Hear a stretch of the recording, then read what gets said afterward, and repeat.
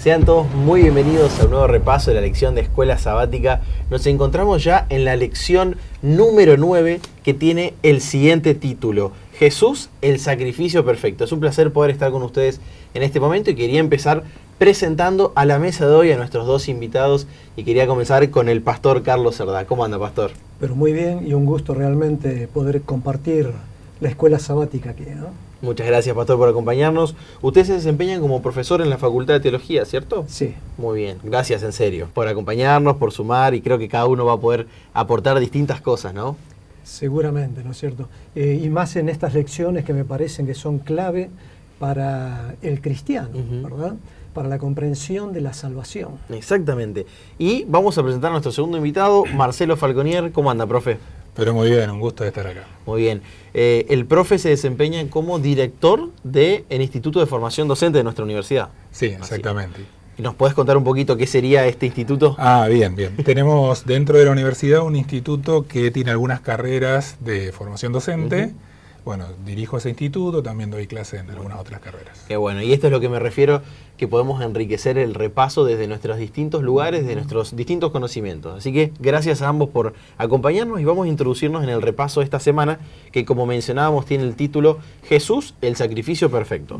Y el versículo de memoria se encuentra en Hebreos 10:14, un versículo cortito que dice lo siguiente: porque con una sola ofrenda hizo perfectos para siempre a los santificados.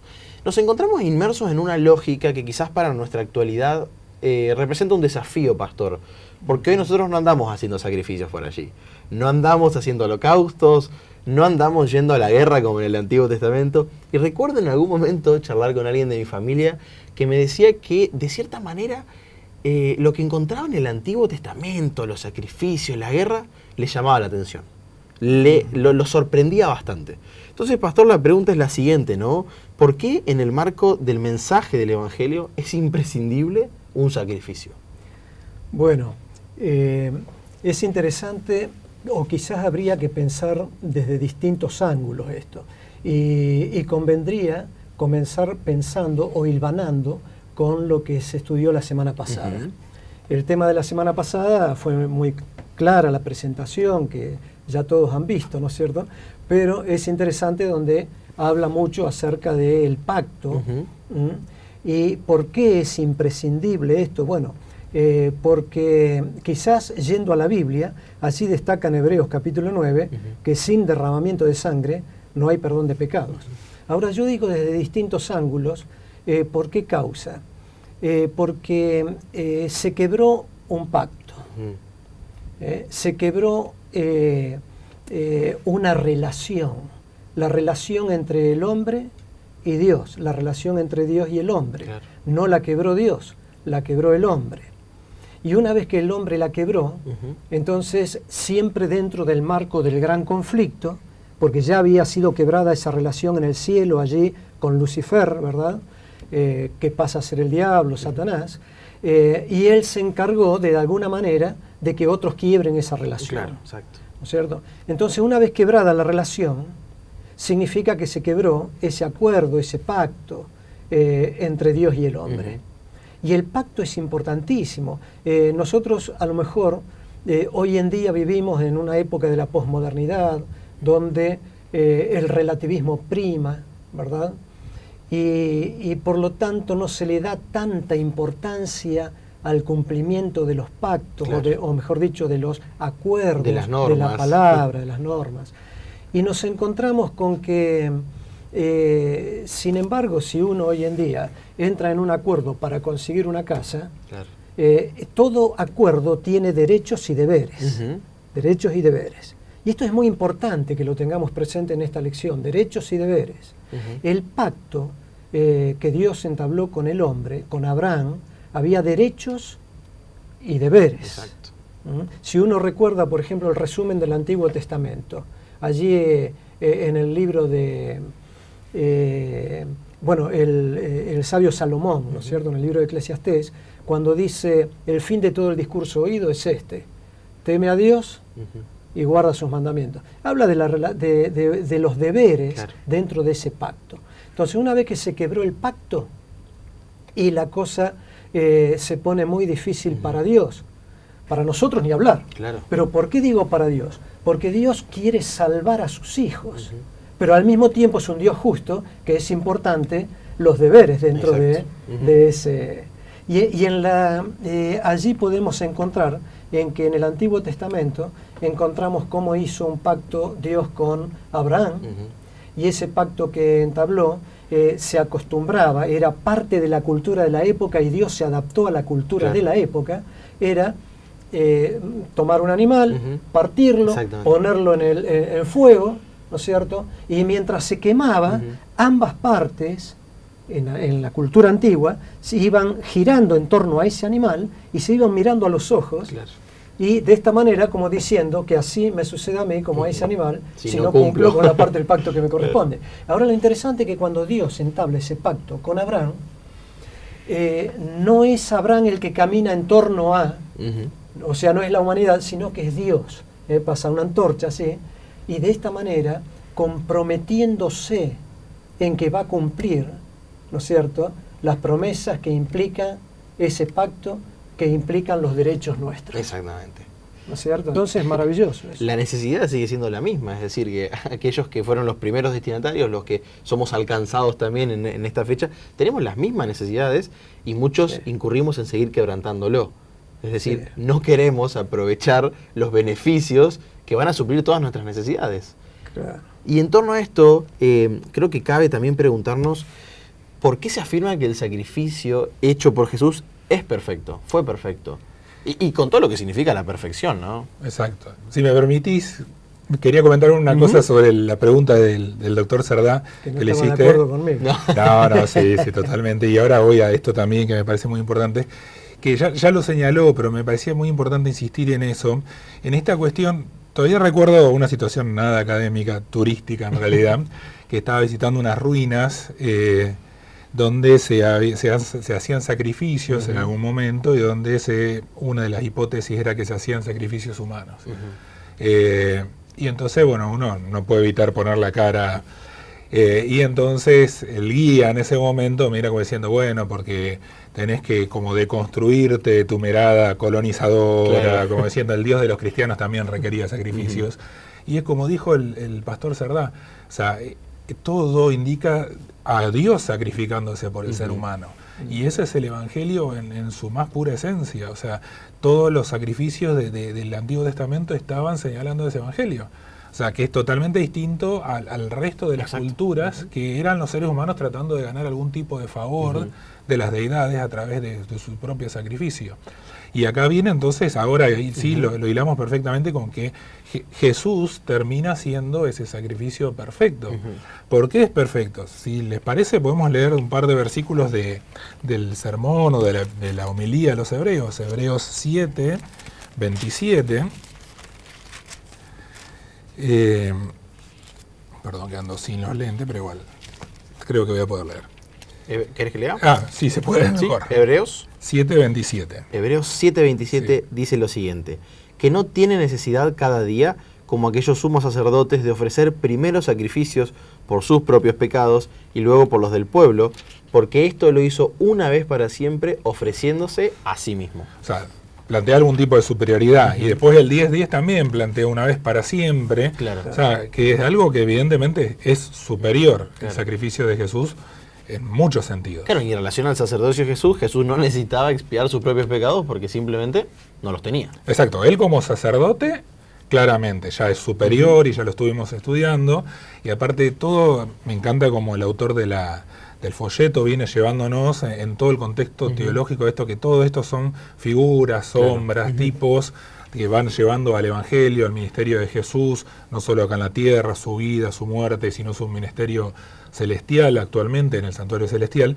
sino justamente eso, él como sacrificio es perfecto, es más que suficiente. Cuando hablábamos de las garantías la semana pasada, por ejemplo, o sea, es una garantía más que suficiente de que ese sacrificio es válido. Exactamente. Y qué lindo, lo mencioné también la semana pasada, es tener garantías en medio de un mundo con tantas incertidumbres, ¿no? Donde nadie quiere decir esto es lo que va a suceder. Jesús da la certeza como ancla, ¿no? Que también veíamos en algún otro repaso. Claro, y que es interesante porque el tema de la garantía, cuando uno piensa en la palabra garantía, significa en que se va a cumplir. Claro. Pero qué interesante, en que Él es garantía acerca de sí mismo, ¿no? Claro. Y sin ninguna duda que a nosotros nos da la seguridad de que se va a cumplir finalmente. Quizás un detalle más antes de avanzar un poquito en cuanto a algo que mencionaba Marcelo. El pacto, no es, o sea, el sacrificio de Cristo como parte fundamental de ese pacto nuevo, la sangre de Cristo, es muy abarca mucho, no es solamente el aceptar a Cristo, ¿no es cierto?, como mi Salvador, porque hoy en día el mundo cristiano relativiza la cosa y aceptan a Cristo como su Salvador, pero resulta que no hay necesidad de vivir una vida cristiana, ¿no es cierto? De obedecerlo.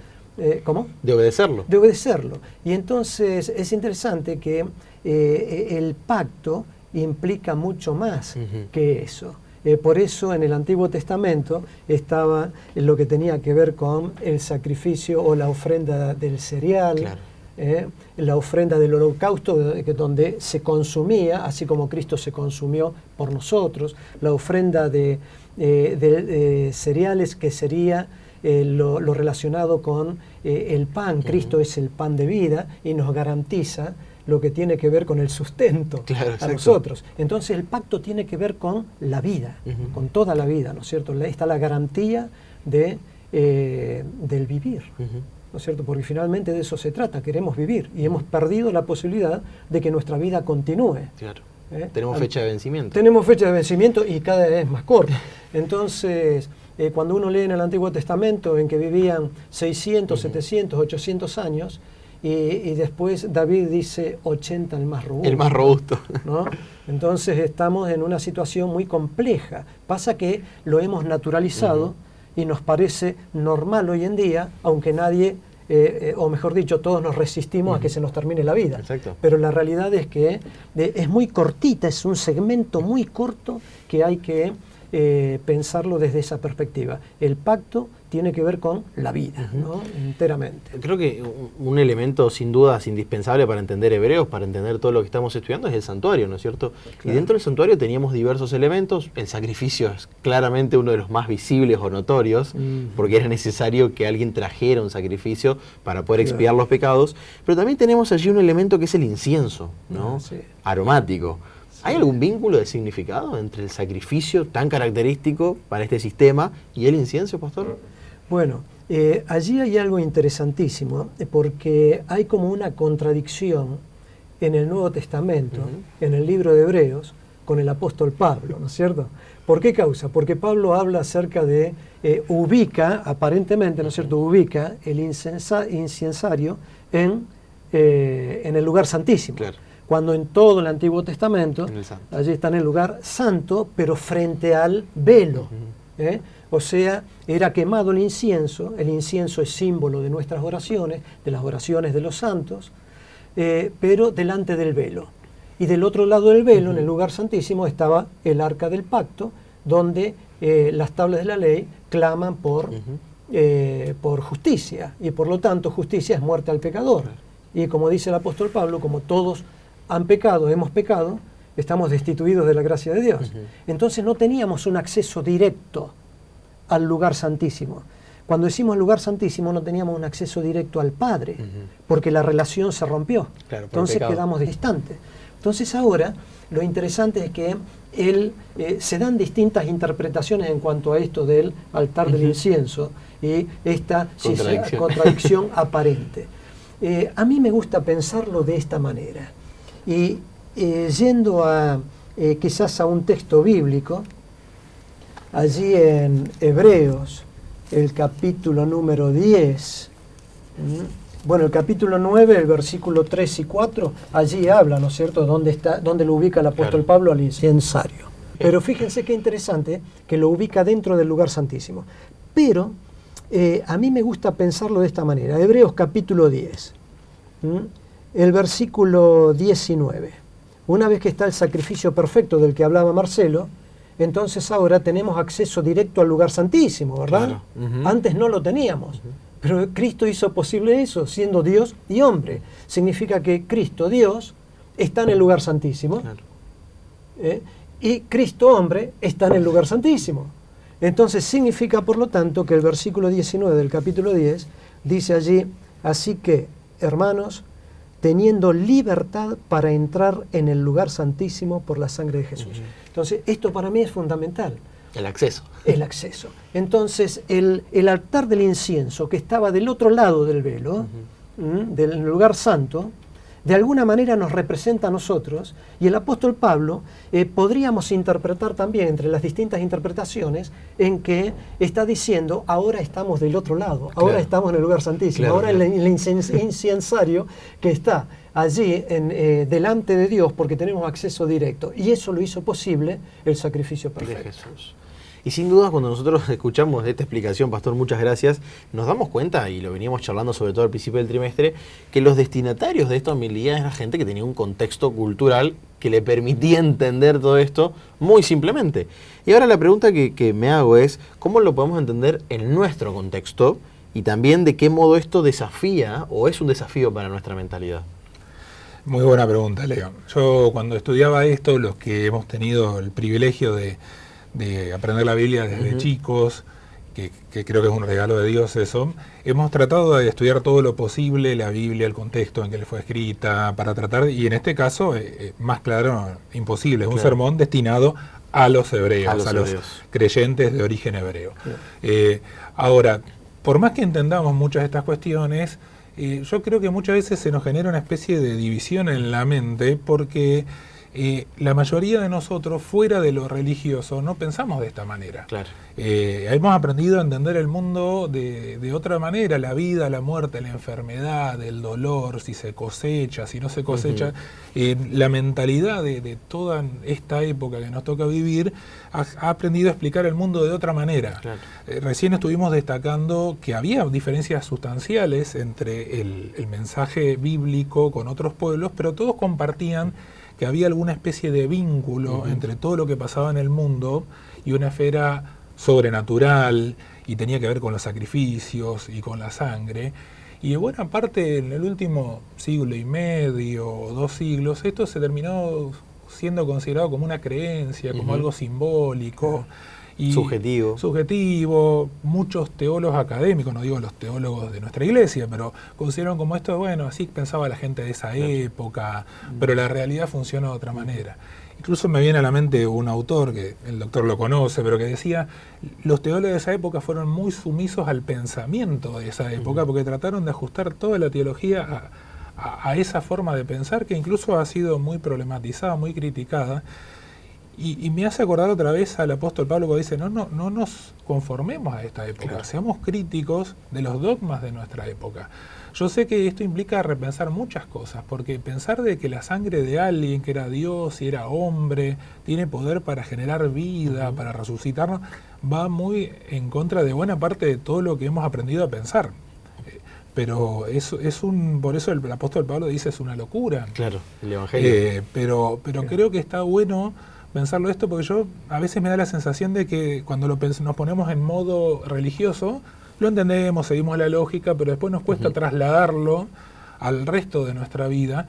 Pero creo que eso es lo que nos invita a hacer el estudio de la epístola de los hebreos. Lo que acá está diciendo, no estamos hablando de algo simbólico, estamos hablando de que el sacrificio de Cristo, que es perfecto, implica restauración, implica que todo lo que pasa en este mundo, que todo lo que existe de malo en este mundo tiene que ver con el pecado. Claro. Y que el Jehová cargó sobre él el pecado de todos nosotros, que es suficiente, que el ministerio que Jesús está haciendo implica una transformación, y eso es una revolución del entendimiento, diría el apóstol Pablo. No tiene nada que ver con el status quo. Exacto. Tiene que ver con cambiar muchos elementos de nuestra comprensión de cada esfera de nuestra existencia. Exacto, totalmente. Entonces vemos cómo Pablo en realidad quizás estaba apuntando a más que sobre los hebreos, ¿no? Claro. Estaba apuntando a muchos de los que veníamos por delante. Exacto.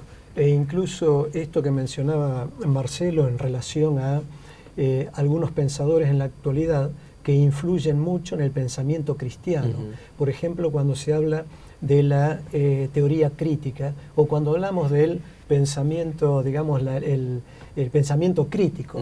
Sí, muy interesante, defendemos todo lo del pensamiento crítico, pero cuando vamos a la escuela de Frankfurt, donde surge el pensamiento crítico y pensamos la teoría crítica, tiene mucha influencia en mucho del cristianismo de la actualidad, en que quita, o sea, en que termina criticando también todo lo que puede perdurar. Entonces, si el cristianismo tiende a perdurar, entonces hay que criticar. Y de esta manera es como se llega a minimizar la gracia. Exacto. A minimizar la verdad. Entonces, y que la verdad está en uno, y que desde lo subjetivo de nosotros, nosotros tenemos la verdad. Y desde allí, entonces, tenemos que construir o armar todo un edificio. Mientras que en el caso de la Biblia, nosotros vemos que es distinta la cosa. El asunto es, tenemos que sentarnos delante de Cristo, ¿no es cierto?, y aprender de Él, y que Él construya en nosotros claridad mental, claridad de conciencia en lo que respecta a la verdad de la cruz. Porque fíjense ustedes que hay una cita muy linda del Espíritu de Profecía que menciona que es la ciencia que ha de ser estudiada, pero por la eternidad. Entonces, ¿cuánto hay para estudiar allí? Claro. Que el mismo cielo se sorprende, los ángeles, ¿no es cierto?, los seres celestiales se sorprenden de lo acontecido allí en la cruz, y al mismo tiempo, oh sorpresa, según el libro de Efesios, la Iglesia predica no solamente según Pablo, ¿no es cierto?, no solamente en este mundo, que es nuestra tarea, el enseñar la ciencia de la cruz, el sacrificio de Cristo y el significado del mismo, y todo lo que involucra ese pacto, ¿no es cierto?, para la vida, sino que también se lo predicamos a los habitantes de otros mundos, a los seres celestiales. O sea que están atentos allí porque alcanzan a entender más el enorme sacrificio de Cristo a través de la Iglesia. Entonces fíjense ustedes que surgiría la pregunta, ¿pero por qué? ¿Porque nosotros somos mayores que ellos? Claro. No, por el obrar del Espíritu Santo y por lo que el Señor hizo en la cruz otra vez nuevamente, destacamos, ¿no? Entonces, en eso radica el asunto, me parece. Hacemos una última pregunta, vamos a responder quizás ambos, en torno a un elemento que es indudable para los cristianos, porque si pensamos en caída, en pecado, en santuario, en sacrificio, también pensamos en juicio, ¿no? Claro. Y creo que la semana nos da algunos elementos acerca de este tema, y quizás el juicio también es un tópico que nos puede llegar a dar miedo como cristianos, ¿no? Hay gente que vive con temor la expectativa del juicio. ¿Será que encontramos algunos elementos en esta semana que nos traigan paz en torno a este tópico? Para mí totalmente, o sea, creo que una de las cuestiones más claras, sobre todo cuando vemos lo del sacrificio de Jesús, es la imposibilidad de cualquier otro sacrificio de pagar, de completar, de redimir. Entonces yo creo que eso por lo menos nos tiene que dejar tranquilos, aunque sea en el hecho de sentir, no hay forma de complacer, de lograr algo a partir de un mérito personal. Y que el sacrificio de Jesús es perfecto. Yo personalmente pienso que hay, y esto se discutió más un poco en la lección de la semana pasada, tal vez, eso no quita de que uno hace sacrificios personales en el crecimiento de la gracia, pero no son nunca para ganar el favor de Dios, nunca son para merecer o para completar algo que Jesús no haya podido hacer. Son parte del proceso de crecimiento. Son parte del proceso de crecimiento, son parte de aprender la libertad que Dios nos va ofreciendo, que implica caminar en otra dirección a la que veníamos caminando, pero siempre descansando en la gracia del sacrificio de Jesús. Sí, quizás sumando a lo que mencionaba Marcelo, nosotros podemos tener plena paz, ¿no es cierto?, tranquilidad, ¿no es cierto?, si entramos en el pacto, ¿no es cierto? Y entonces aceptamos a Cristo y tenemos presente lo que Cristo dijo: si me amáis, guardad mis mandamientos, ¿no es cierto? Entonces entramos en el pacto, queremos vivir acorde a su voluntad para no fallarle a Él a semejante sacrificio, ¿verdad? Para valorar la gracia y no pisotearla.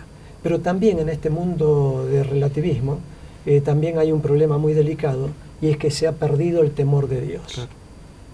Entonces por eso es fácil tirar por el piso la gracia o el sacrificio que Cristo ha hecho en la cruz del Calvario. Algunos se animan a tratarlo como a un igual, ¿no es cierto? Haciendo referencia a su barba, entonces le llaman de esa manera. Entonces, bueno, hay quienes lo hacen con inocencia.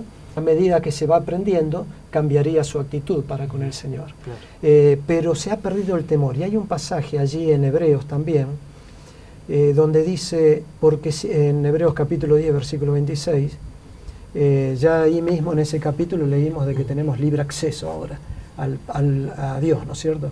Y el versículo 26 dice, si pecaremos voluntariamente, después de haber recibido el conocimiento de la verdad, ya no queda más sacrificio por el pecado. Claro.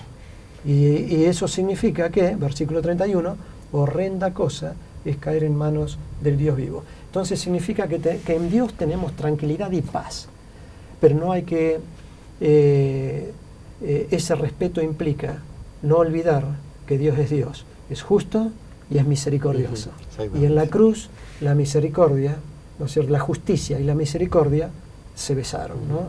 Por eso es maravilloso el estudiar acerca de Cristo en la cruz y de ahí en adelante resucitado, ¿no es cierto? Y vivir de tal manera que no hiramos su corazón, ¿no? Muchas gracias, Pastor. Creo que hemos llegado al final de nuestro repaso. Gracias, profesor Marcelo, también por acompañarnos.